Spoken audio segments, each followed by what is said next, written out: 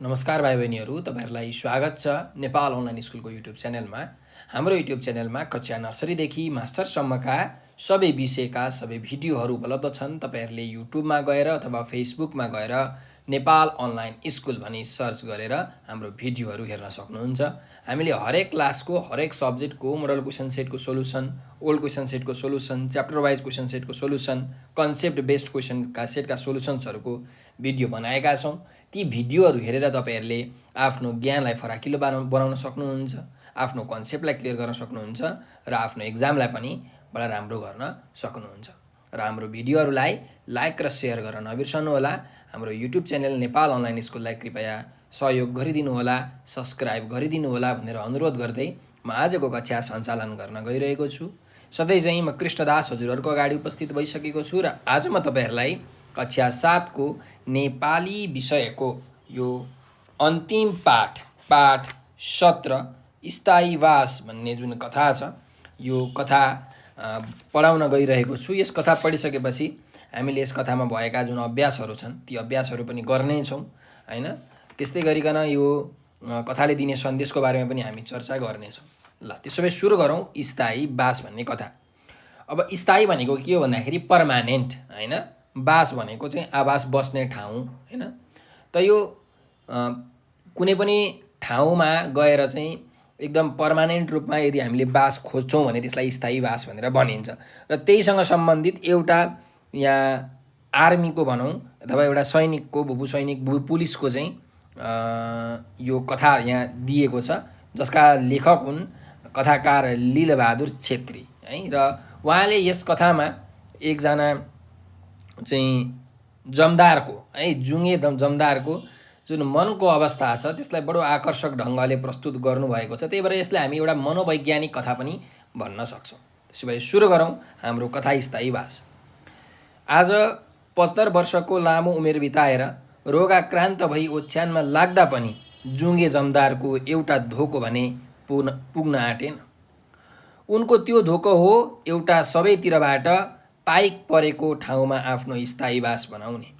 शस्त्रधारी पुलिसमा जागिर खाने लामा जुङ्गा राख्ने भएकाले जुङ्गाकै निम्ति छुट्टै भत्ता पाउने जुङ्गे जमदारको असली नाम शमशेर बहादुर हो। उनका पछाडि सिपाहीहरू उनलाई जुङ्गे जमदार भन्थे। अवकाशको पछि पनि उनी यही नामले परिचित भए। यद्यपि उनका सामु भने सबैजना जमदार बा भनेर उनको सम्मान राख्छन्। जागिरमा छौन्जेल जुगे जमदारलाई आवासको कुनै चिन्ता भएन। उनी सरकारी आवास पाउँदै गर्दथे। जागिरबाट अवकाश ग्रहण गर्ने समय निकट आउँदै जाँदा भविष्यमा कहाँ बसोबास गर्ने भन्ने कुराले उनको मन पिरलिन थाल्छ। पहिले त उनी आफ्नो पुर्ख्यौली थलोतिरै लाग्ने विचार गर्छन्। सेवामा छौन्जेल उनले कहिले पुरानो थलोको खोजी खबर गरेनन्। यतिका वर्षपछि 81 जहान परिवार लिएर त्यहाँ पुग्दा उनलाई कसले पो स्वागत गर्ला। अहिलेसम्म त्यहाँ के अवस्था छ उनलाई थाहा छैन। उनको पुर्ख्यौली जग्गा जमिन पनि दाजुभाइले उपभोग गरिराखेका हुन्। यतिका वर्ष उनीहरूका दखल भोगमा रहेको जमिन उनीहरूले सहजै के छोड्लान्। कति झैझगडा गर्नुपर्ने हो। फेरि त्यो नौलो परिवेशमा यतै जन्मी हुर्की गरेका जहान केटाकेटी कहाँ टिक्न सक्लान् र। भो यतै कतै अलि असल ठाउँ लिएर एक टुक्रा जमिन लिनु पर्यो र एउटा राम्रो घर बनाउनु पर्ला, उनी विचार गर्छन्। अब त्यो असल ठाउँको चिन्ता गर्न थाल्छन् जहाँ उनी अवकाशको जीवन शान्तिसँग बिताउन सकुन्, उनका सन्तति आफूलाई सुरक्षित अनुभव गर्न सकुन्। असल ठाउँको विषयमा उनको आफ्नै तर्क छ। आजको युगमा केटाकेटीलाई राम्रो शिक्षा दिनै पर्छ। त्यसैले राम्रो पाठशाला महाविद्यालय नभएको भित्री गाउँमा बास गर्दा पनि उति सरेक पर्दैन। केटाकेटीलाई आफूदेखि टाढाको विद्यालयमा राखेर शिक्षा दिनु आफ्नो सामर्थ्य बाहिरको कुरा हो। फेरि अभिभावकबाट टाढा रहेका केटाकेटीको रेखदेख पनि त राम्रो हुँदैन। अर्कातिर सहर बजारको बिच कचकच र झकझकमा पनि बास राम्रो हुँदैन। आवास त सहरदेखि केही टाढै राम्रो, केही शान्त ठाउँ होस्, जनकोलाहलबाट टाढा, केही फराकिलो जग्गा होस् जसमा यसो बोट बिरुवा पनि लगाउन पाइयोस्। त्यसैले उनको चाहना झन्डै दैत्यराज हिरण्यकश्यपुले ब्रह्मासँग वरदान मागे जस्तो छ। उसले ब्रह्मासँग भनेको थियो रे, प्रभु मेरो मरण न दिनमा होस् न रातमा, न आकाशमा होस् न धरतीमा, न नरको हातबाट म मरु न पशुपन्छीको, न कुनै अस्त्रले मेरो मृत्यु होस् न कुनै शस्त्रले। जुङ्गे जमदारको पनि विचार झन्डै यस्तै छ। उनी बास चाहन्छन्, सहरको माझमा पनि होइन, सहरदेखि टाढा गाउँमा पनि होइन, हो हल्लामा पनि होइन, सुनसान निर्जन ठाउँमा पनि होइन। सहर र गाउँ दुवै कुराको आवाज पाइने ठाउँमा बस्ने उनको विचार छ। यसरी स्थायी टुङ्गाको विचारै विचारमा थाहै नपाई समय बितेर गयो र उनको सेवामुक्त हुने बेला पनि नजिकै आइपुग्छ। जुङ्गे जमदार तत्कालीन व्यवस्थाको निम्ति केही त गर्नै पर्यो सोचेर आफूले काम गर्दै गरेको ठाउँमा अलिकति भेटीको जमिन लिएर एउटा सानो झुप्रो बनाउँछन्। अवकाश प्राप्त भएपछि सब परिवार यसै झुप्रोमा सर्छन्। अवकाश प्राप्त भएपछिका चान्चुन 30 वर्ष जुङ्गे जमदारले यसै झुप्रोमा बिताउँदै आएका छन्। उनले आफ्नो इच्छा अनुसार राम्रो घर अझ बनाएका छैनन्, कष्टले जीवन बिताउँदै आएका छन् यसै झुप्रोमा। एउटा राम्रो घर बनाऊ भन्दा नसक्ने स्थितिमा पनि उनी छैनन्। यो ठाउँ उनलाई मन परेको छैन। उनको अघि पछि दुवैतिरका छिमेकी राम्रा छैनन्। सुरुदेखि नै छिमेकीसित उनको कलह सुरु हुन्छ। एउटा छिमेकी सधैँ उसको चियो चर्चो गर्छे, कुरै कुरामा विवाद खडा गर्छे। अर्को चाहिँ रक्सिया छ, सधैँ जसो आधी रातसम्म कराइरहन्छ। उनी विचार गर्छन्, यस ठाउँमा बास हुँदैन, सरेक नपरुन्जेल गुजारा गरौँ, तर छिट्टै एउटा राम्रो ठाउँ हेरेर सर्नुपर्छ। यस ठाउँमा धेरै पैसा खर्च गरेर घर बनाउनु व्यर्थ हो। स्थायी बासकै खोजीमा उनी एउटा नजिकैको गाउँमा पुग्छन्। त्यहाँको परिवेश उनलाई निकै मनपर्छ। आफ्ना आफन्त धेरै भएको ठाउँ, मर्दा पर्दा आफ्ना मानिस चाहिन्छन् नै। गाउँको स्वच्छ र स्वस्थ हावापानी, फराकिलो ठाउँ, यसो फलफुल लगाउन पनि मिल्ने, छेउछाउमै यसो अलिकति धान खेत जोड्न सके आफ्नै खेतीको चामल खान पाइयो। सबै कुरा विचार गरेर उनी आफ्नो बास त्यही बनाउने विचार गर्छन्। एउटा सानो घर पनि बनाउँछन्। घर त बनाउँछन्, तर उनलाई समस्या के पर्छ भने यहाँ बस्छ को? उनको छोरो भर्खरै सहरमा नोकरीमा लागेको छ। नाति केटो उही सहरकै विद्यालयमा पढ्दैछ। उनलाई छोडेर बुढाकी बुहारी आउने कुरै भएन। जुङ्गे जमदारकी पत्नीले पनि बुढेसकालमा गाउँको दुखेसो गर्न नसक्ने भई र छोरा बुहारीसँग सहरमै बस्न रोजी। जमदार बुढा एक्लो परे। बुढाकी छोरी एउटी बिहे भएर आफ्नै घरमा बस्छे। उसका एउटा छोरो र एउटी छोरी पनि छन्। छोरी ज्वाइँको आफ्नो माटोबारी केही पनि छैन। ज्वाइँले बनेबुतो गरेर पेट पालेका छन् र बहालको घरमा बस्छन्। उनीहरूलाई दुःखै दुःख छ। जमदार विचार गर्छन्, छोरी ज्वाइँलाई बरु ल्याएर एक टुक्रा जमिन दिई छेउमा राख्नु पर्यो।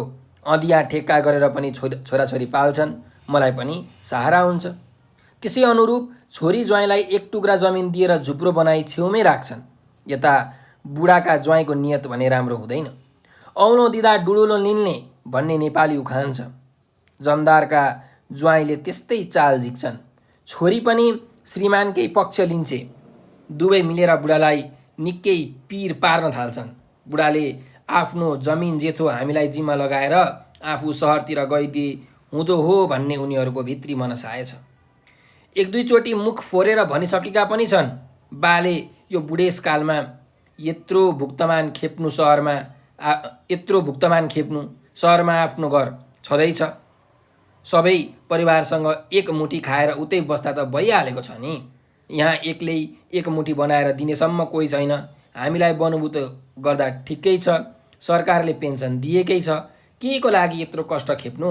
घर जमिनको रेखदेख गर्न हामी यहाँ छँदैछौँ नि। परोक्ष रूपमा उनीहरू यसरी दबाब दिन थाल्छन्, जसले गर्दा जुङ्गे जमदार आफ्नो जग्गा जेतो छोडेर त्यहाँदेखि हिँडुन्। नभन्दै त्यस्तै हुन्छ। उनीहरू सफल हुन्छन्। जमदार बुढा तिक्त भएर त्यहाँको घर जग्गा छोरी ज्वाइँलाई जिम्मा लगाएर आफू आफ्नो उही पुरानो थाँतीमा फर्कन्छन्। यसरी उनको स्थायी बासको यो प्रयत्न विफल हुन्छ।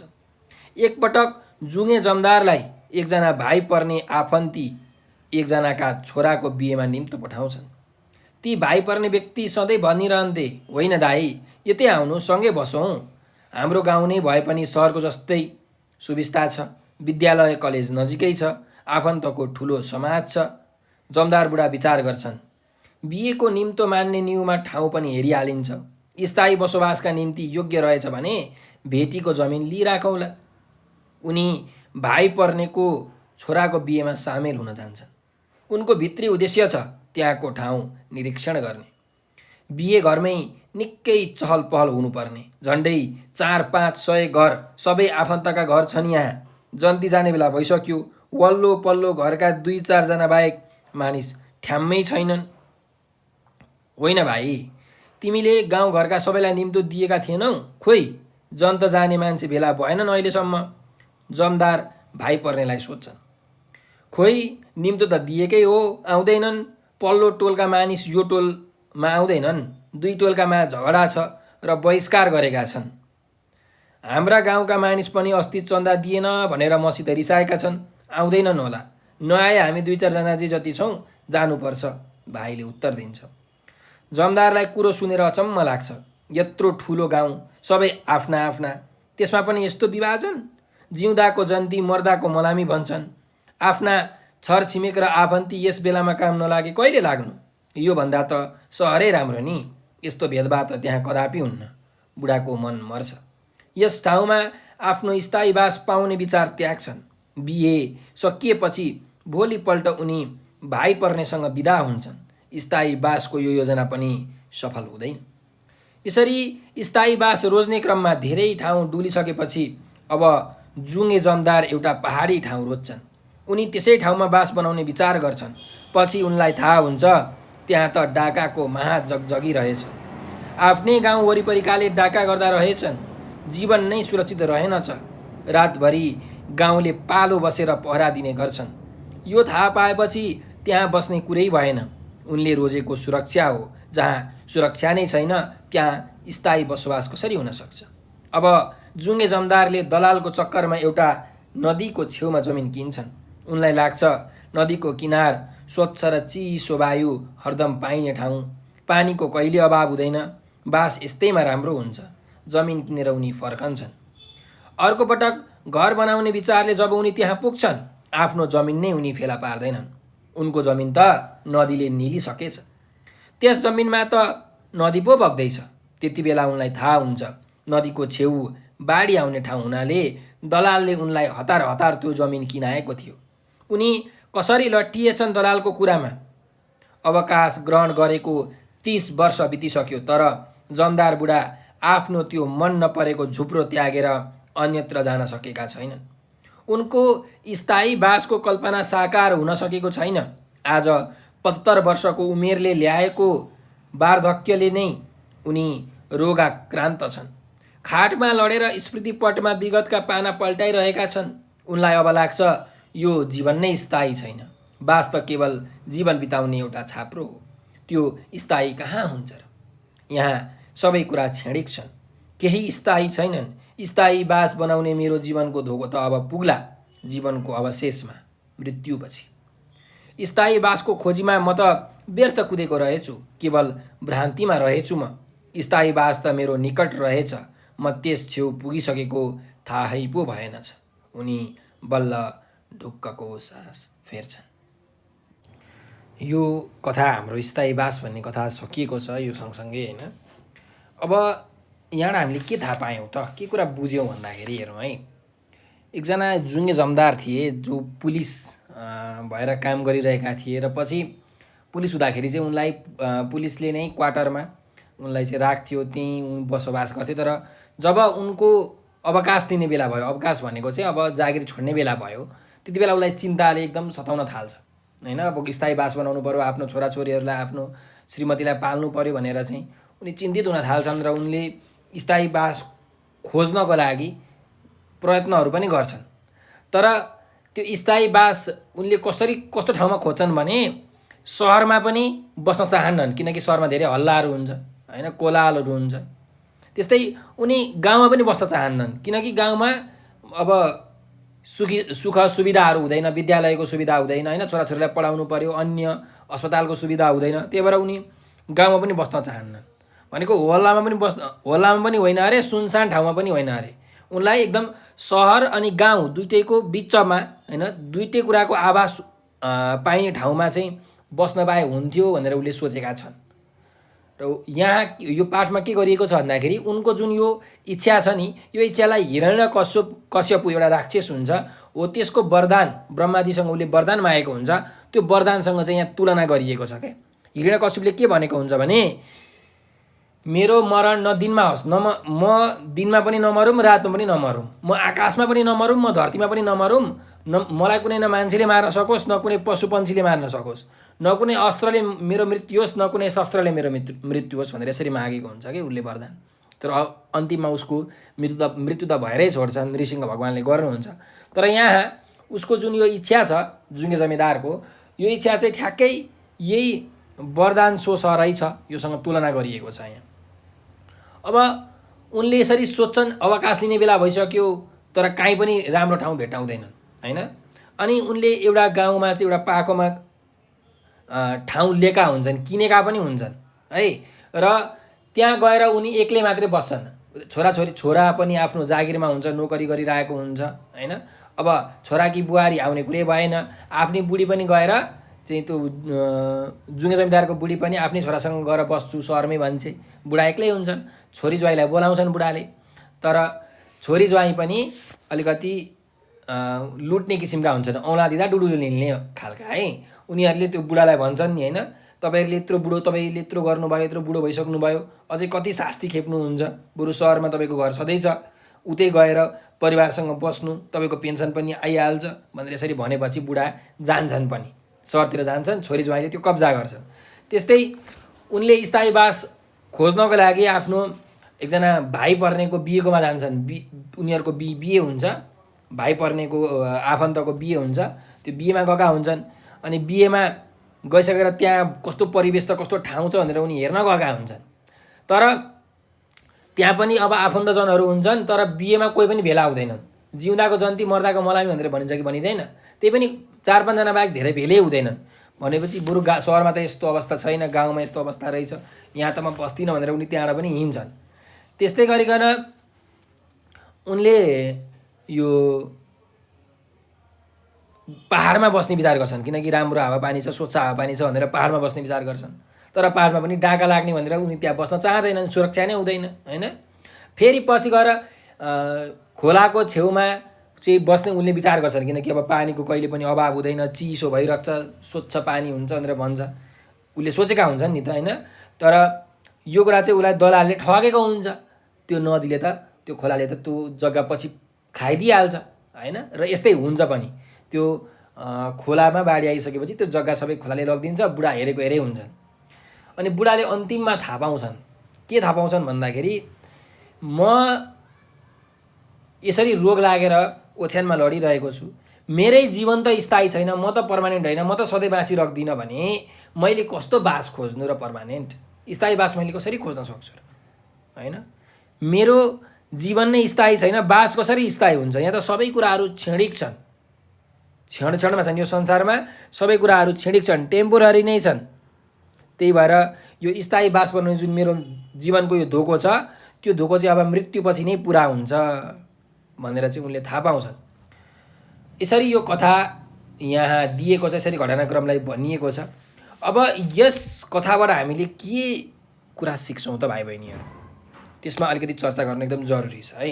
हेर्नुहोस्, हरेक मानिसमा इच्छा हुन्छन्, तपाईँमा पनि छ, ममा पनि छ, धेरै पैसा कमाउने, ठुलो भएपछि घर बनाउने भन्ने एकदम धेरै इच्छाहरू छन्, असीमित इच्छाहरू छन्। र हामीलाई एउटा कुरा के थाहा हुनुपर्छ भने जीवनमा हामी जति पनि इच्छा गर्छौँ, ती इच्छा गरेका सम्पूर्ण कुराहरू कहिले पनि परिपूर्ति हुँदैनन्, कहिले पनि पूर्ण हुन सक्दैनन्, कहिले पनि पुरा हुन सक्दैनन्। ती इच्छामध्ये कति इच्छाहरू असम्भव इच्छाहरू हुन्छन्, जसले गर्दाखेरि हामीलाई भविष्यमा अथवा वर्तमानमा एकदमै दुःख दिन्छन्। हो, जुन इच्छा पुरा गर्न सकिँदैन त्यो इच्छालाई हामीले कहिले पनि आफ्नो मनमा लिएर बस्नु हुँदैन, त्यो राम्रो बानी होइन।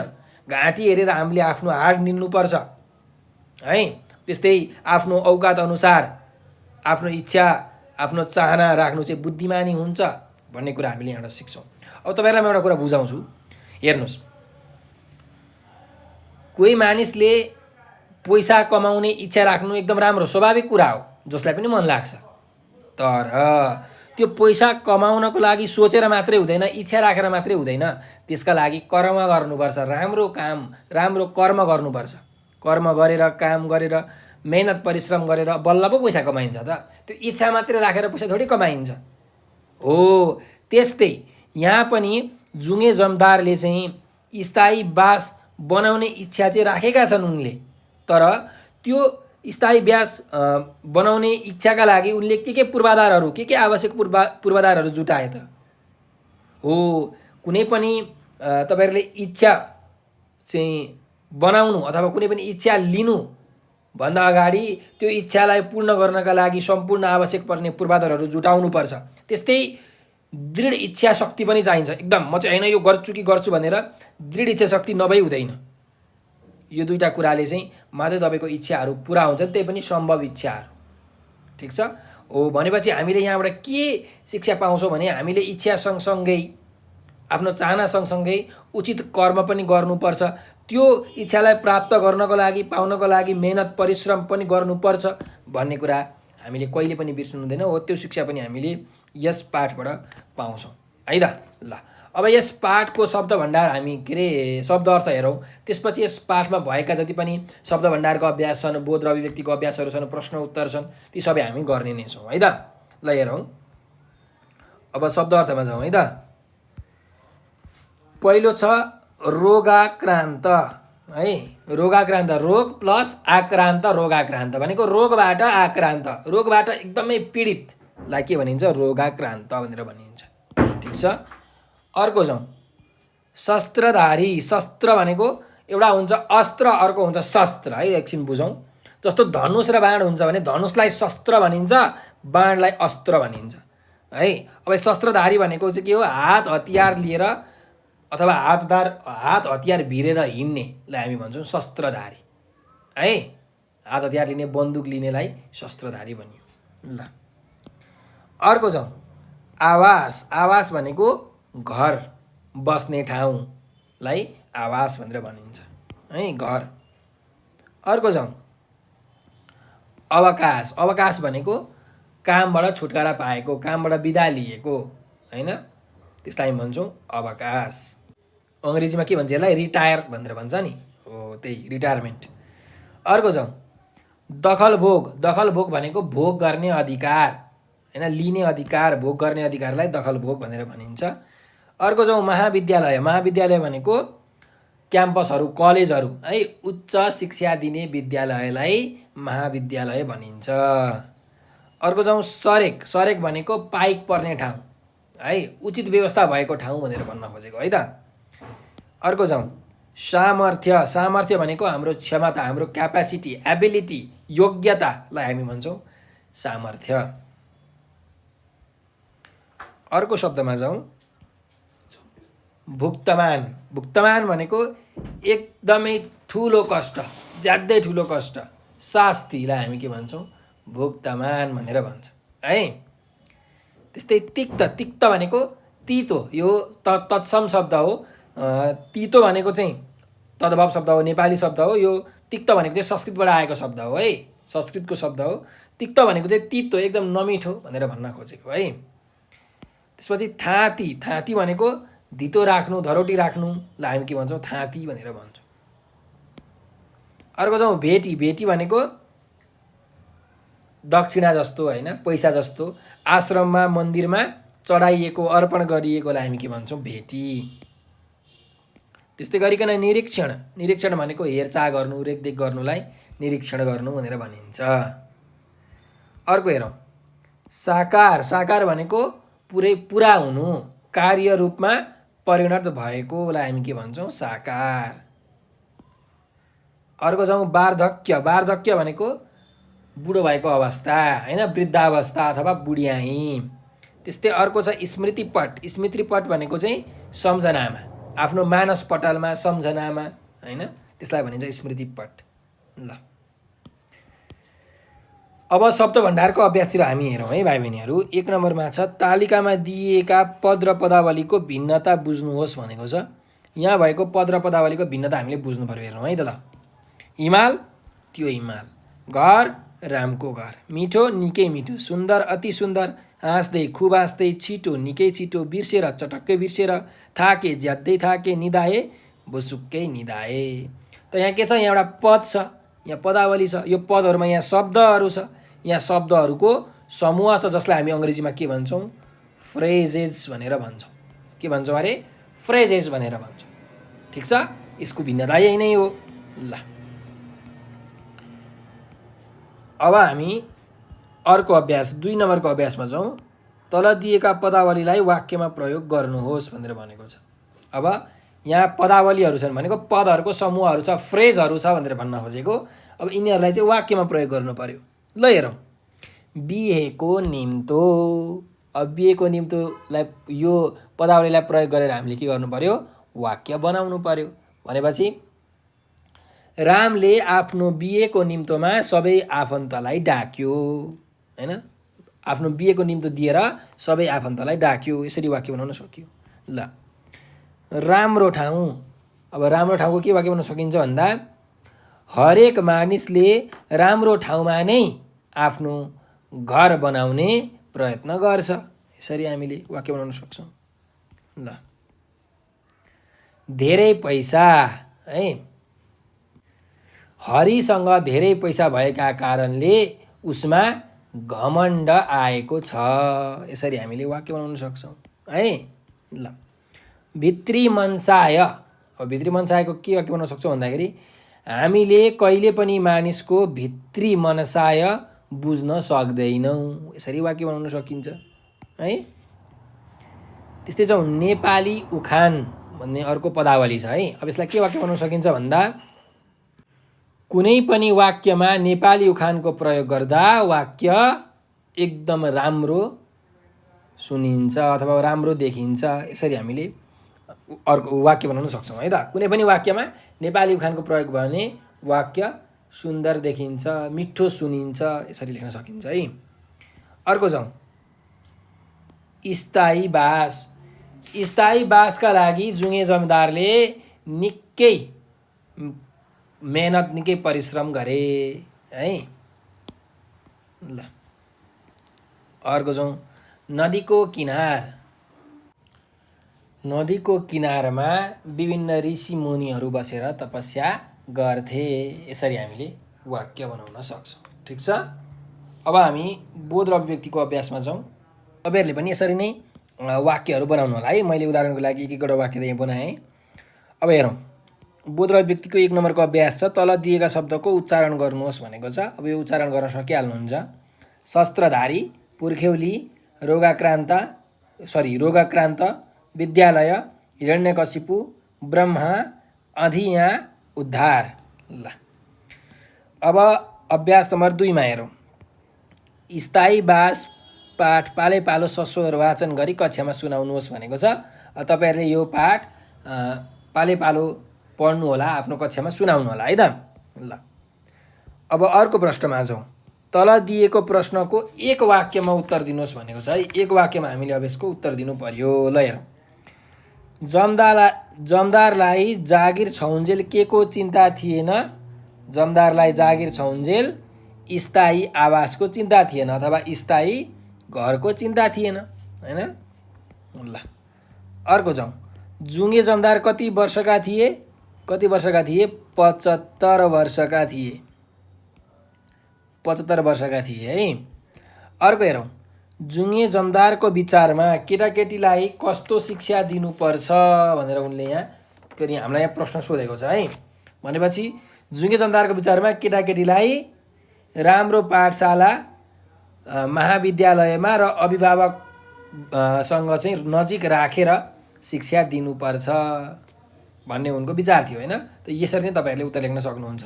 जुङ्गे जमदारका विचारमा केटाकेटीलाई राम्रो पाठशाला, महाविद्यालय र अभिभावक नजिकै राखेर शिक्षा दिनुपर्छ, यसरी। ल अर्को जाउँ, जुङ्गे जमदारको कुन धोको पुरा हुन सकेन? जुङ्गे जमदारको स्थायी आवास बनाउने धोको पुरा हुन सकेन। ल यसरी हामीले उत्तर लेख्न सक्छौँ। ठिक छ। अब अर्को अभ्यासमा जाउँ। अभ्यास नम्बर 4 मा तल दिएका प्रश्नको उत्तर लेख्नुहोस् भनेको छ। क नम्बरमा प्रश्न छ हेर्नु। जुङे जमदार कस्तो ठाउँमा आफ्नो स्थायी बास बनाउन चाहन्थे भनेर भनेको छ।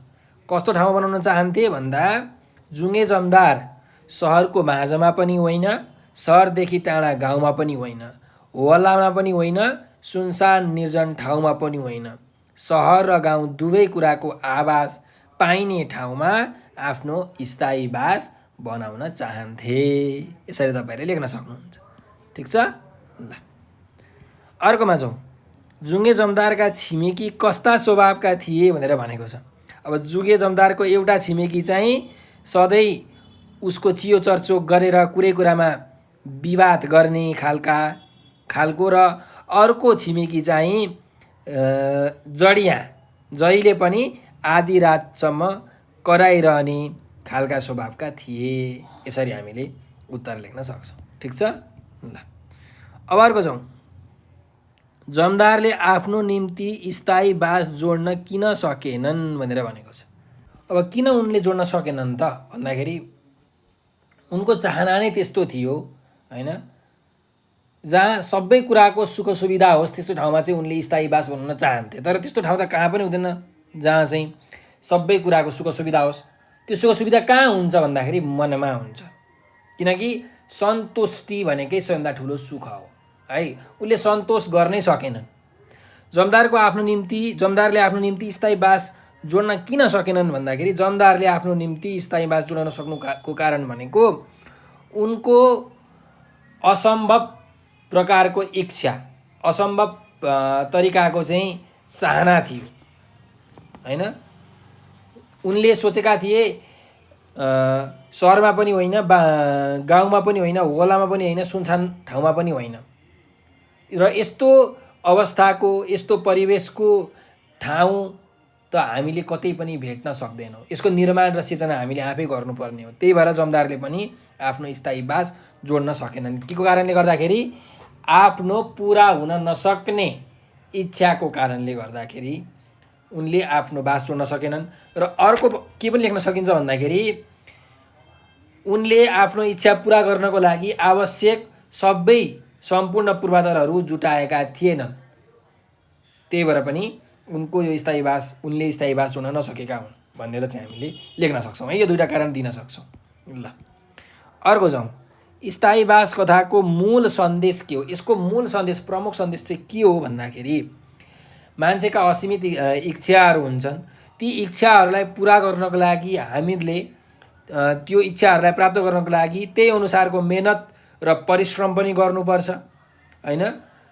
त्यो इच्छालाई परिपूर्ति गर्नको लागि सम्पूर्ण आवश्यक पूर्वाधारहरू जुटाएर दृढ इच्छा शक्ति राख्नुपर्छ अनि मात्रै त्यो कुरा सफल हुन्छ भन्ने कुराको सन्देश हामीले पायौँ। त्यस्तै अर्को भनेको सन्तोषम परम सुखम भन्ने सन्देश पनि हामीले पायौँ। भनेको सुख त्यहाँ मात्रै हुन्छ जति बेला मान्छेले सन्तोष गर्न सिक्दछ। है अब चाहिँ मलाई पुग्यो है, यति भएपछि मलाई हुन्छ है भन्ने जब उसमा त्यो भाव आउँछ अनि मात्रै ऊ सुखी र खुसी हुन्छ भन्ने खालको सन्देश पनि हामीले यो पाठबाट पायौँ है। ल अब अर्को प्रश्नमा जाउँ। अर्को अभ्यासमा जुङे जमदारलाई कस्तो पात्रका रूपमा चित्रण गरिएको छ पाठका आधारमा समीक्षा गर्नुहोस् भनेर भनेको छ। अब जुङे जमदारलाई यहाँ यो पाठमा कस्तो पात्रको रूपमा चाहिँ चित्रण गरिएको छ त भन्दा जुङे जमदार चाहिँ आफ्नो स्थायी बास बनाउने प्रयत्नमा सधैँ लागिरहन्छन् हैन। उनले आफ्नो आवास चाहिँ सहरको कोलाहलमा पनि होइन र गाउँको सुनसान निर्जन ठाउँमा पनि होइन, गाउँ र सहर दुवैतिरको आवास पाइने ठाउँमा चाहिँ बस्ने उनको विचार छ। र उनको यो विचार उनको आफ्नो जिन्दगीभरिसम्म पनि कहिले पुरा हुन सकेन। उनका स्थायी बासका निम्ति उनले अनेक दुःख कष्ट गरे। नदीको किनारमा गएर चाहिँ जग्गा पनि लिए। त्यस्तै गरिकन गाउँमा गएर कुनै ठाउँमा चाहिँ जग्गा लिएर बसे। यस्ता अनेकन उपाय गर्दाखेरि पनि उसले आफ्नो स्थायी बास पाएनन्। यसरी हेर्दाखेरि जुङ्गे जमदार मानसिक रूपमा एकदमै असन्तोषी है, एकदमै असन्तोषी व्यक्तिका रूपमा यस कथामा उभिएका पात्र हुन्। त्यस्तै आफ्नो जुन पुर्ख्यौली घर छन्, पुर्ख्यौली घर पनि उनी गएनन्, किनकि आफ्नो दाजुभाइले दखल भोग गरिरहेको सम्पत्ति, उनीहरूले उपभोग गरिरहेको सम्पत्ति दिँदैनन् भनेपछि यहाँबाट हेर्ने हो भने जुङ्गे जमिदार आफ्नो दाजुभाइहरूसँग पनि त्यति नमिल्ने खालका हैन, उनीहरूसँग त्यति बोलचाल गर्न चाहिँ नसक्ने खालका व्यक्ति, एकदम कमजोर व्यक्ति यहाँ देखिएका छन्। र मानसिक रूपमा भन्ने हो भने उनी एकदमै असन्तोषी, एकदमै असन्तोषी, सन्तुष्ट हुनै नसक्ने खालका प्रवृत्तिका रूपमा चाहिँ त्यस पात्रको रूपमा यहाँ कथामा चित्रण गरिएको छ भनेर हामीले लेख्न सक्छौँ। ठिक छ ल। अब जाउँ 6 नम्बरमा स्थायी बास पाठको सार लेख्नुहोस् भनेको छ र 9 नम्बरमा स्थायी बासका मुख्य घटना टिपोट गर्नुहोस् भनेको छ। यो दुईटाको खास कुरो के हो त? एउटै हो है, एउटै कुरा यो दुईटा प्रश्नले सोध्न खोजेको छ है। र यसको सार कुरो, मूलभूत कुरो हामीले चर्चा गरिसकेका छौँ। यसको घटनाक्रम तपाईँहरूले कथा पढिसक्नु भएको छ, यसको घटनाक्रम तपाईँलाई थाहा छँदैछ। त्यही घटनाक्रम तपाईँले यहाँ लेख्नुपर्ने हुन्छ, त्यही सार तपाईँले लेख्नुपर्ने हुन्छ। यसमा यो कथाबाट प्राप्त गर्ने सन्देश तपाईँले लेख्नुपर्ने हुन्छ। ठ्याक्कै एउटै कुरा हो है त ल। त्यही भएर मैले 5 र 9 नम्बरको तपाईँहरूलाई छोडिदिएँ, त्यही सुनेर तपाईँले लेख्न सक्नुहुन्छ। अब जाउँ यो 7 नम्बरमा भाव विस्तार गर्नुहोस् अथवा व्याख्या गर्नुहोस् भनेर भनेको छ है। आफ्ना छरछिमेकी र आफन्ती यस्ता बेलामा काम नलागे कहिले लाग्नु भनेर यहाँ एउटा प्रश्न गरिएको छ अथवा वाक्य छ भनौँ। अब यो वाक्यांश, प्रस्तुत वाक्यांश कक्षा 7 को नेपाली किताबको स्थायी बास भन्ने पाठबाट लेखिएको। यस पाठका कथाकार लीलबहादुर खत्री हुन्, जसले यस पाठमा एक जुङ्गे जमदारको मनोविज्ञान अथवा मनको अवस्थाको एकदम सुन्दर ढङ्गले, आकर्षक ढङ्गले चित्रण गरेका छन्। अब यो प्रस्तुत वाक्य चाहिँ आफ्नो छरछिमेकमा आफन्ती यस्ता बेलामा काम नलागी कहिले लाग्नु भन्ने यो प्रस्तुत वाक्य चाहिँ जुङ्गे जमिदारले यो पाठको सन्दर्भको क्रममा भनेका हुन् अथवा सोचेका हुन् भनेर हामी लेख्न सक्छौँ। अब यसले भन्न खोजेको के छ भने, भनिन्छ छिमेकी भनेका जिउँदाको जन्ती र मर्दाका मलामी हुन्। हाम्रो घर गाउँमा कसैको बिहे भयो, कसैको वर्तमान भयो हैन, व्रतबन्ध भयो, कसैको घरमा केही पूजाआजा श्राद्ध कामहरू भए भने त्यसमा छिमेकीहरू आएर, आफन्तहरू आएर सहयोग गर्छन्, सुखमा सुख बाँड्छन्। त्यस्तै हाम्रो घरमा कसैको मृत्यु भयो, देहावसान भयो अथवा कुनै दुःखद घटना भयो भने पनि सबै छरछिमेकीहरू, आफन्त, इष्टमित्रजनहरू आएर चाहिँ दुःखमा सहानुभूति दिन्छन्, सान्त्वना दिन्छन्, दुःख सुख साटासाट गर्छन्। यो नै खासमा आफन्तहरूको, छरछिमेकहरूको कर्तव्य पनि हो, दायित्व पनि हो, जिम्मेवारी पनि हो है। एउटा समाजमा बसिसकेपछि यो सबैको दायित्व हुन जान्छ। अरूलाई परेको बेला हामीले हेर्नुपर्छ, हामीलाई परेको बेलामा अरूले हेर्छन् हैन। तर यस्तो बेलामा पनि आफन्तीहरू, छरछिमेकीहरू, आफन्त, इष्टमित्रहरू काम लागेनन् भने यिनीहरू कहिले पनि काम लाग्दैनन् र यस्तो व्यवहार हामीले गर्नु हुँदैन भन्ने चाहिँ यस कुराको प्रसङ्ग हो अथवा यसलाई तपाईँले यसरी व्याख्या गर्न सक्नुहुन्छ। ठिक छ ल। छिमेकीहरूको महत्त्वको बारेमा तपाईँले लेख्नुपर्ने हो कि खासमा यहाँ। अब अर्को छौँ,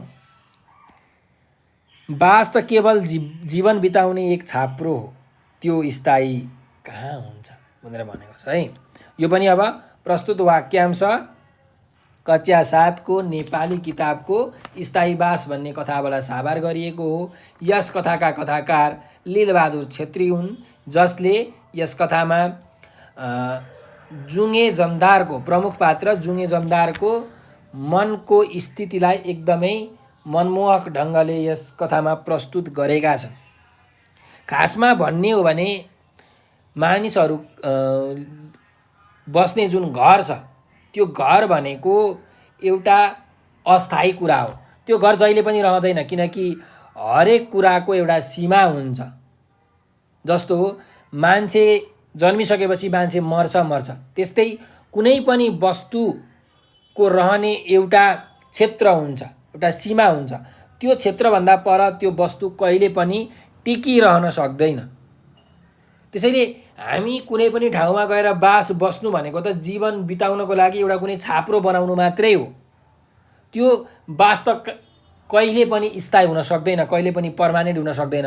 मान्छेको जीवन त अस्थायी छ भने त्यस्तो कुनै छाप्रो, कुनै बास कहाँ स्थायी हुन सक्छ र?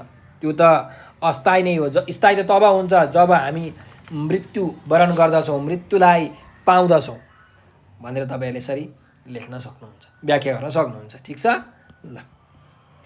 अब जाउँ 8 नम्बरको अभ्यासमा। शिक्षकबाट पाठको कथावस्तु सुनि कक्षामा साथीहरूसँग अन्तर्क्रिया गर्नुहोस् भनेर भनेको छ। अब तपाईँहरूले यो कथावस्तुहरू सुनिसक्नु भएको छ होइन, यो कथाहरू पढिसक्नु भएको छ, कथाबाट पाउने शिक्षाहरू पनि तपाईँले बुझिसक्नु भएको छ। अब आफ्नो साथीसँग चाहिँ तपाईँहरूले अब अन्तर्क्रिया गर्नुहोस्, के कस्तो छलफलहरू तपाईँले गर्न सक्नुहुन्छ, त्यो छलफलहरू तपाईँले गर्न सक्नुहुन्छ है त, गर्नु होला। अब 9 नम्बरको कुरा भइहाल्यो। 10 नम्बरमा जाउँ। पाठका सुरुका 3 अनुच्छेद मौन पठन गरी प्रत्येक अनुच्छेदबाट एक-एकवटा प्रश्न बनाउनुहोस् भनेको छ। अब प्रत्येक अनुच्छेदबाट हामीले एक-एकवटा प्रश्न बनाऊँ है त। ल हेरौँ, 3वटा अनुच्छेदबाट एउटा प्रश्न बनाउनु पऱ्यो, एक-एकवटा। ल यहाँ हेरौँ। जुङ्गे जमिदारको के धोको थियो भन्दा जुङ्गे जमिदारको सबैतिर पाइक परेको ठाउँमा आफ्नो स्थायी बस बनाउने धोको थियो होइन।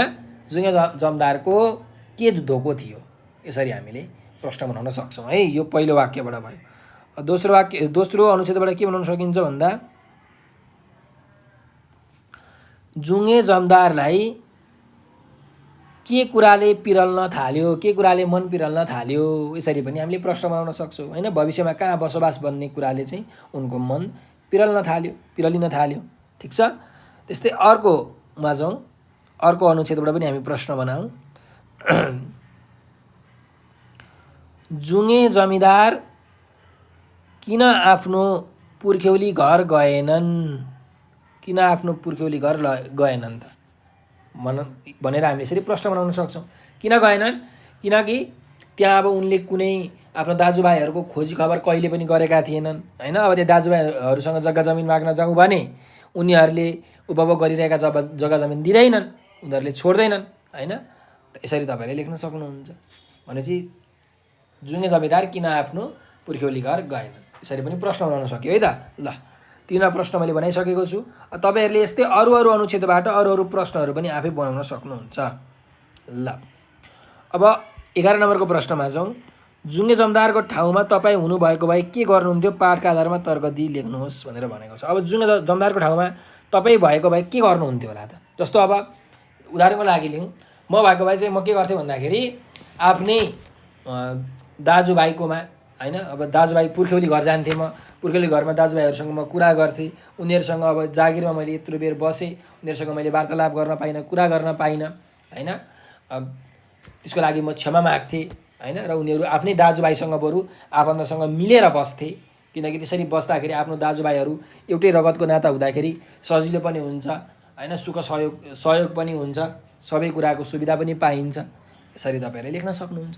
अथवा यस्तै तपाईँको अरू कुनै तर्क छ भने त्यो तर्कलाई बडो आकर्षक ढङ्गले, बडो सुन्दर ढङ्गले तपाईँहरूले चाहिँ लेख्न सक्नुहुन्छ, जसले गर्दाखेरि तपाईँहरूको एक्जाममा पनि राम्रो मार्क्स आउँछ।